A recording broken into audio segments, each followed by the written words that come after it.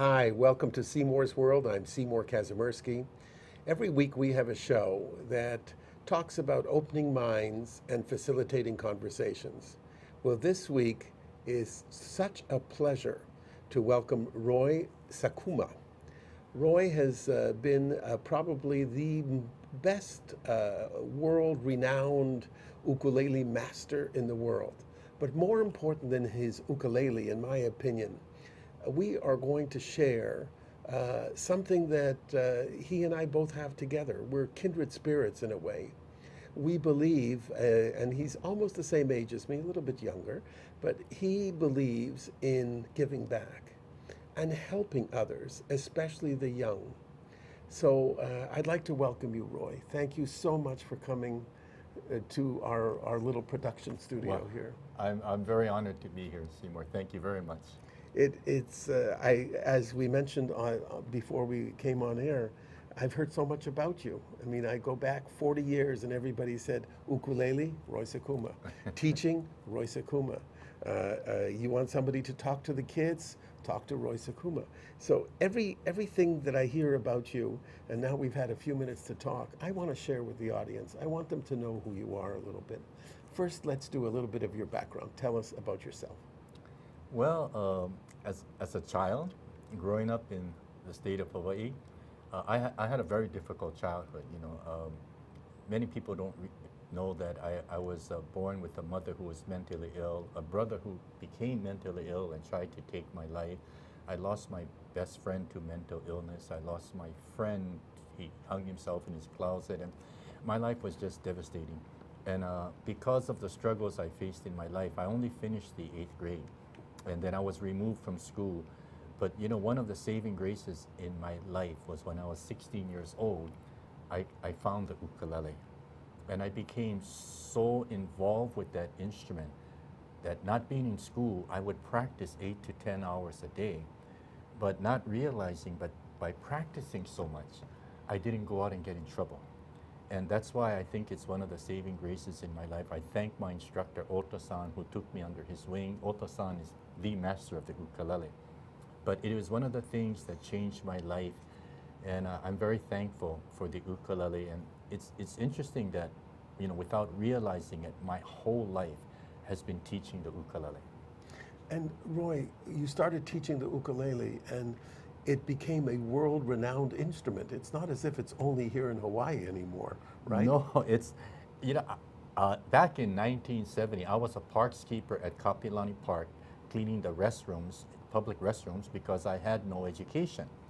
And during that first year, I had a dream of putting on an ukulele festival because I was already learning to play. And that dream was to put on an ukulele festival in the park at the bandstand. So as a youngster in the Department of Parks and Recreation Maintenance Department, I would go after work to City Hall and ask, how can I put on an ukulele festival? So within a year, I was then, I think 21 or at the latest 22 years old, as a groundskeeper for the city and county of Honolulu, I put on the first annual ukulele festival in recognition of a tiny instrument that many people, not only in Hawaii, but around the world, thought of it as a toy. I wanted to show people that this was really a musical instrument that could be performed with any other musical instrument in the world. And I can remember by the 6th annual Ukulele Festival, I was interviewed and asked, do you believe that the ukulele can go international? And without hesitation, I said yes. And today, it has gone international. There are ukulele festivals all over the world. So in a way, you could say my dream has come true, and I'm very, very thankful. And yet, that's such a wonderful story that you have brought something that you wanted to do as a young man, and here it is, you can see it. Your vision is now complete when it comes to the festivals. Yes, regarding the Ukulele Festival, the vision, I guess you could say, is complete. And I give so much credit to my wife and the wonderful staff of instructors and the people that support us in what we're doing, because one of the things that my wife and I are so very proud of is that for 44 years, we have kept this event free to the public. Anyone can come. and enjoy and listen. So that's why we have a lot of families come. Thousands and thousands of people come to our ukulele festival to enjoy the music. Before we came on the air, I want you to know that Roy and I shared a little bit about my history, which is teaching on the Holocaust, which I do. And we talked about Israel, and you said you're not going to believe something that is happening. Roy, can you talk about that? Yes, earlier this year, we received an email from someone in Israel who was interested in bringing a group of children from Israel to Hawaii to perform in the Ukulele Festival. And as we communicated, we got excited.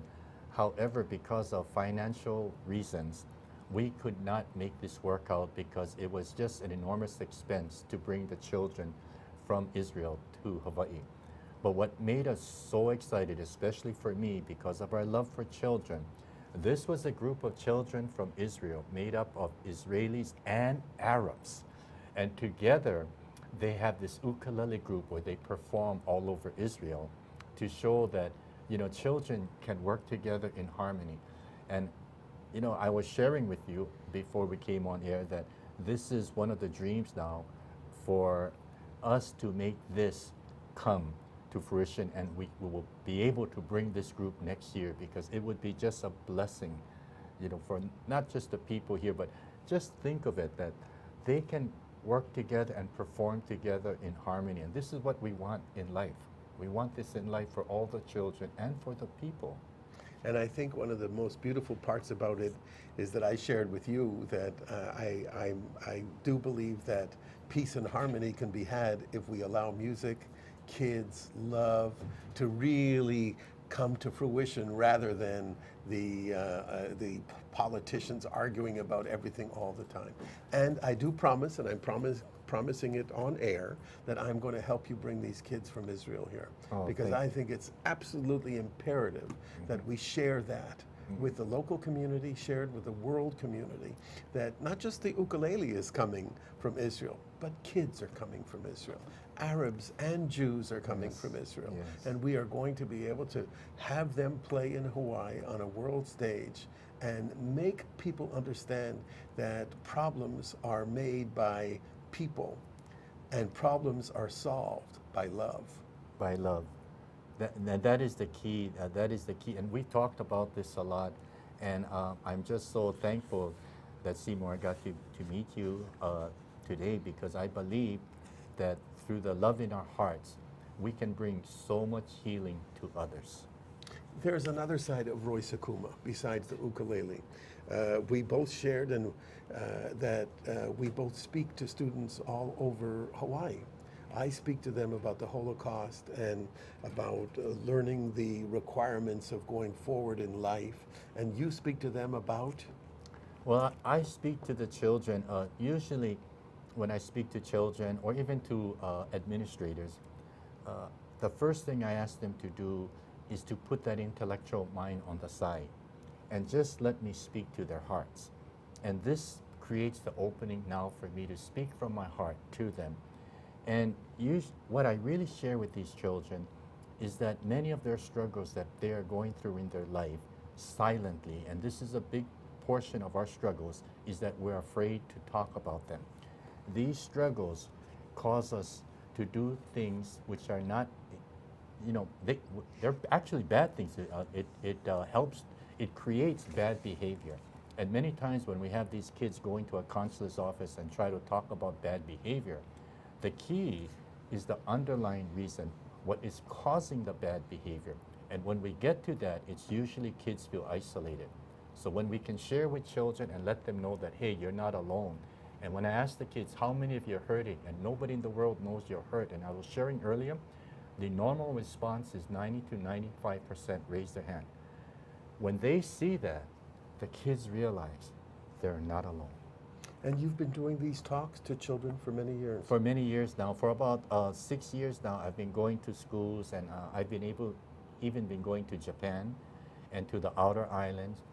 And I feel with 1,000 of letters that I get from kids that write to me, and you read the letters, you realize that something in the talk helped to bring some form of healing. And usually when I share a story about my life and connect it to the healing process, that's what kids really connect to. That's one of the most important things, is we connect something personally in our lives that have helped us, and now let the kids digest this. But if you just say you should be good, they've heard this 1,000 times. So it has to go deeper with the meaning. Amazing. Roy, may I read one of the letters? I won't mention Yes, the name, yes, obviously, okay, but good. may I read one Yes, of the please. letters? Dear Mr. Sakuma, thank you, thank you, thank you for your very inspirational words that you said at your presentation for our program. Before you came, some days, I felt like killing myself. I felt like everybody's lives were perfect, but my life just got worser every day. But at your presentation, I found out that I wasn't the only one that was hurting. At first, I was very personal about my problems. But when I finally told a friend about my problems, I felt so relieved, like something just got off my back. Your words moved me so much. I was one of the girls in the front row crying. Even though I didn't tell any of my parents or siblings about my problems, yet I still love them. I want to thank you again for your presence at your presentation here for our program, because if you didn't come, I probably would have run away from home. You are an angel sent from heaven. That is amazing, Roy. I remember that letter, and I teared reading that, as many letters bring tears to my eyes, because, you know, when kids write like that, you feel their heart in their writing. And this is what keeps me going. This is why I can never stop helping children. It's amazing. I feel the same way, obviously. That's what we talked about, kindred spirits. And from my point of view, whenever anybody comes to me and says, can I talk to you for a few minutes, or they hear one of my talks at schools in the Holocaust, I feel like I have to do it. And I don't just do it for them, Roy, and I think it's the same for you. I do it for me. I get a tremendous amount of gratitude knowing that I'm helping somebody. Yes. And I think that's the same for you. Without a doubt, it's that feeling that we're helping. And it's the feeling that I need to go, because what if something I say can change the direction of that child? As I shared earlier, you know, a school can call me for one child, but I will make the time to go. I will place business second, and I will put child first, because I feel that's that important. I look at myself when I was a child and lost and hurting, and I just wish that somebody had given me direction, had given me a hug. I've never received a hug. So even in my 20s, you cannot touch me. If you did, I would break away, because I couldn't stand the feel of touch, because I didn't know it was okay. That's how I was filled with so many misconceptions of life. I find exactly the same thing. We have our program called You're in Charge for our foster kids, and how many of them are distant. It takes us, our program is 8 weeks long with these kids, and it takes sometimes 5 weeks before they'll actually look me in the eye and talk to me and open up. That's how much of a wall has been built. If you can think of a cement wall, a barrier, and you keep trying to hit it with your fist and keep trying to break through that wall, and you can't do it, you just get bloodied every time you hit the wall. That's how these kids feel. And when a person like Roy comes to them, or I'm able to come to them, and we're able to break that wall down for them, everything pours out of them. Yes. All their feelings pour out of them. It's absolutely amazing. So it's what you're doing for them that keeps us going and doing it over and over and over again. We have to take a short break, Roy, and I want to come back to music, because that's really, we started this whole thing with Aiden. Aiden James, I don't know if he's here yet. We're waiting for him to come in. But if he's not here, I'd like to talk a little bit more about music after the break. Sure. Thank you very much. My name is Seymour Kazimirski. We're at Seymour's World. We will be back with Roy Sakuma in a minute. I'm Jay Fidel. That's Sharon Moriwaki of the Hawaii Energy Policy Forum.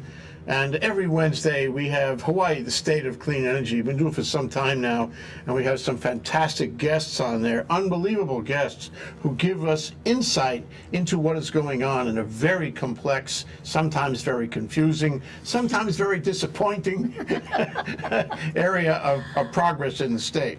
So we love doing this. We love meeting them. We love talking to them.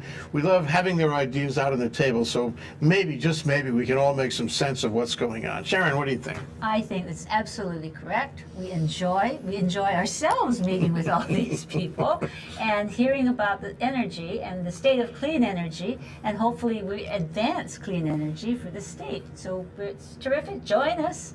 Come Okay, join it's us. every Wednesday. Okay, Wednesday is Energy Day. Every Energy Wednesday, Wednesday. 4 to 5 p.m. Hawaii, the State of Clean Energy, here on ThinkTech Hawaii. Energy We'll see you Wednesday. there.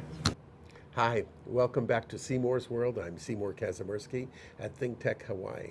It is my utmost pleasure today to have Roy Sakuma join me. We're waiting for Aiden James, who is a ukulele prodigy and one of your students. And I'm hoping he shows up. I don't know if there's a parking issue, but if not, Roy and I are going to continue to talk a little bit about music and the ukulele and the people who he has influenced and what he has been able to do for Hawaii. So Roy, tell us a little bit about the school. How did it all start, and who have been your students, that kind of stuff. It's really interesting because after I had learned from Ota-san for a year and a half, he called me one day after I went on my own and said, would you like to come and help me with my adult students? And I said, sure. I was 18 years old. And I go in to tune the ukuleles. He teaches the lesson. And he says, by the way, I'm leaving for Japan. You're going to teach my students. And I panicked. Like, no, I can't do it. But he says, no, you can. So he went to Japan. And Seymour, I practiced probably 5-6 hours a day, talking to the walls, to the bathroom, to the carpet, as if I'm talking to all these adults. And this is all in 1 week before the next week's lesson. And I had practiced so much. When I went in front of the adults, I wasn't even nervous. And I taught them. And the interesting thing, when Ota-san returned 2 weeks later, he said, how was it? And I said, I loved it. And he said, would you like to take over all my students? Of course, I said yes. That was the beginning. So now here you have the master of the ukulele, not just teaching me the ukulele, but giving me my first opportunity to teach for him, and then encouraging me years later to open up our own ukulele studio. And the funny thing is, the person that I started dating, the first only girl that I've ever loved in my life, and I had no idea, she was Ota-san's cousin. That was Kathy? Yes. Oh yes. my gosh, wow. Yes. That's So amazing. it's a small world. You know, I'm just thankful. I thank God. Thank you very much for giving me the one person to help me on my journey of healing. Kathy, you know, he deserves a lot of points because he's mentioned your name several times today. So this guy is a keeper. I don't know if what's on your mind, but keep this guy. He's a great, great guy. Tell us about some of the students, Roy. We've been so blessed. There's so many students today that are having musical careers in the state of Hawaii and around the world. People like Jake Shimabukuro. He was one of yours. He was one of our students. World renowned. Been with us 7 years. And so many other ukulele players started with us. Very famous groups in Hawaii like Kapena. Kelly Boy de Lima started with us. We've had jazz musicians who are doing really well in jazz said they started off on the ukulele with me and eventually branched out into other areas of music. So I would say so many of the musicians in the state of Hawaii, many who I don't even know that they started with me, but when I bump into them, they say, we started with you. We Isn't started. that It's just amazing? a blessing to know that we've been able to contribute in some way, in some small way, to the musical scene for the state of Hawaii. I think what you've done is much more far-reaching than you know. Because when we're traveling somewhere and we go, my wife and I were in Portugal, and somebody says you're from Hawaii, and somebody had a ukulele. We went to a restaurant and they were playing a ukulele. And I asked them, where did you learn how to play the ukulele? And they couldn't remember, but I could tell that, you know, the connection is 8,000 miles away in Hawaii. The ukulele is just all over right now. It is It's all like hula. What Yes. hula did to spread its wings in Japan, to spread its wings in Europe. You have people dancing the hula all over. You have people playing the ukulele all over. Yes, Uh, definitely. I mentioned I have this program called Make 'em Smile, and we have an amazing amount of musicians, 28 musicians that perform, and I'd say half play the guitar and half play the ukulele. And next week on this show on Seymour's World, we have a group called the Hawaiian Heavyweights. Oh, And they are an amazing group. One of them is Alan Pila, and he plays an ukulele. Now, this is a guy, and Alan, don't be insulted, but it's the truth. You're a hefty Hawaiian, and that's why we call them the Hawaiian Heavyweights. And you see this tiny little ukulele, and he plays such a beautiful, beautiful instrument. Jesse, his partner, plays it. Willie plays it. They all play ukulele, and Yes. it all comes from what you have done in the state of Hawaii to allow this instrument, which was sometimes called a baby guitar at some point, it's become a mainstay of music in Hawaii and around the world. You know, and I'm so thankful. My wife and I are so thankful of that.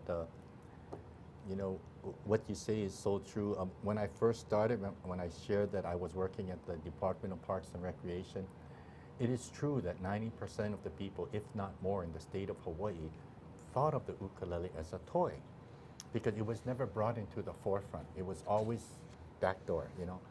And so to see it progress to this point now, and even when Iz was young, he used to come over, and Iz used to play his ukulele, you know, with me, and we used to play together, and so many groups.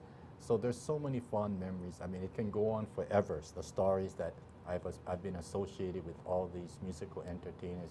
I think the one thing, whenever they had the ukulele in their hand, and you are correct to say that, there was joy in their hearts. Yeah, definitely. Amazing, Yes. amazing. Has the ukulele changed from the time that you started, which was many, many years ago, till today? In more so in how it is received by others. They realize that the ukulele is you can be an accomplished musician on the ukulele as well as the piano.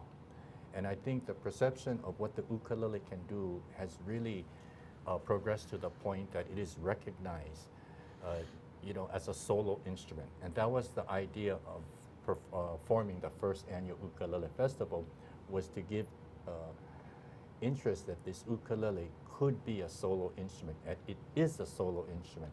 And through the years, that's what is accomplished throughout the world. And yet, many people, the majority of the people around the world, are not using it as a solo instrument. They're using it as an instrument to pick up, to strum and sing, which is the beauty. What better thing to do than to strum the ukulele and now sing from your heart? It is a great emotional release and also an emotional joy. And Jake, of course, Jake Shimabukura, and his brother. Yes. They have both promoted the ukulele as a instrument to sit on its own without voice, and they are unbelievable. I was hoping we'd have Aiden James with us today, but he couldn't make it, obviously, and we'll get him here for another session because I wanted him to play for our audience to explain everything that you're talking about. So you are going to have to wait for that. It's not going to be today, but it'll be one of our other shows.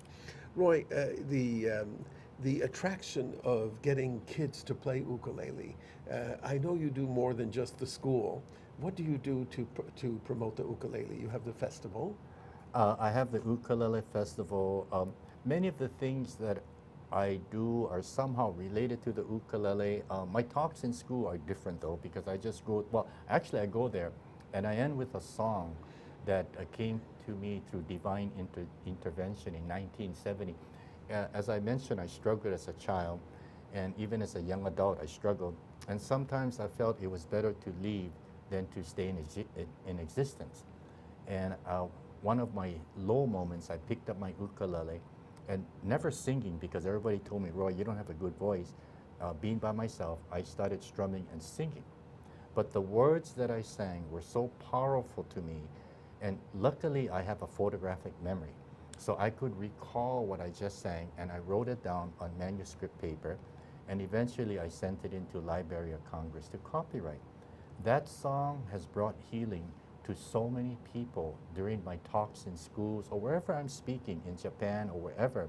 when I end with that song, there is a powerful connection for people to believe a little more about who they are. And that, because we hide things, right, Seymour? We hide things. What people don't realize is that when we hide things, and you mentioned it earlier, we create an invisible barrier between us and the people that we're trying to come close to. And one of the things I share in schools, it is in our imperfections. It is in our imperfections that we actually bring people closer to us. And yet when we try to keep that wall there because we don't want people to see the things that we're not proud of inside of us, we actually create that wall so that people can't come close. And if I can break down that wall with the kids that I talk to or the people that I talk to, they just come right, or they just let me right in. And that is one of the healing things. Going back to that song, the lyrics are, I can't sing without my uke. Sorry, but it goes out. I am what I am. I'll be what I'll be. Look, can't you see that it's me, all of me? I am what I am. I'll be what I'll be. Look, can't you see that it's me? And when I ask kids, what does that mean to them? I'll never forget a first grader, a little girl raised her hand and she said, it means that I can be who I am and I can stop pretending to be like my girlfriend. And it showed me, Seymour, how young we start to change. And it could be usually because something that was done to us that was hurtful, either by words or by actions. So this is what I talk to parents about. Roy, amazing words, amazing that you are able to not just bring the ukulele to us today and what it has done for music, but what your life has done to help other people. Oh, I'm just so thankful, Seymour. I'm very thankful. We're going to take a short break. My name is Seymour Kazimirski at Seymour's World, ThinkTech Hawaii. We'll be back in a minute. Hello, I'm Martin Despang, and I'm the host together with the one and only Ali Yamashita, and our show is called Urban Transcendence. And Urban Transcendence is about identifying where we have a unique situation of a vibrant city in one of the most beautiful natural environments. So how these two can coincide, sometimes conflict, how they could find reciprocity in the 21st century is what we're excited about. And we're planning on bringing in a diverse body of guests, both from the arts and the science and the established and the wise and the emerging generation. So hope you will join us. We'll always be on Thursdays from 1 to 2 p.m. Thank you. Hi, welcome back to Seymour's World. I'm Seymour Kazimirski with Roy Sakuma, one of the best guests I have ever had on this show. Roy, you have given us a wonderful feeling that doing something for others is more important than anything else. If we can change a life, whether it's a child or an adult, and give them a reason to go forward with their life, we're doing something inspirational, something that means you can't pay enough money for that. No. Thank you. Thank you It's very really, much. really wonderful. I hope you'll come back again, Roy, because I think we need to talk more about what we can do for others. The people who watch the show, the emails that I get, the texts that I get, the phone calls that I get, really enjoy the human interest part of the show. I do a lot of the shows are on business, but more important than that is what we have done today, I think. And I bet there's a few eyes out there that have tears after reading that letter or hearing you speak about what you have done to open the hearts and the minds of kids, to give them a feeling that they're not alone, that it's okay to share their imperfections. It's okay to open up their minds and their hearts to others. And it's a way not just to relieve the pressure that holding back is, but also a way to move forward with their lives. And if we can teach more people that through Seymour's World and through other mediums, whether it's your talks, my talks, or others, I'm hoping other people will pick up that torch from us and do the same. So again, thank you so much for coming. Well, thank you. Thank you very much. It's been a real pleasure. Thank you. Thank you all for watching. This is Seymour's World. We'll be back next week with the Hawaiian heavyweights who will be playing the ukulele.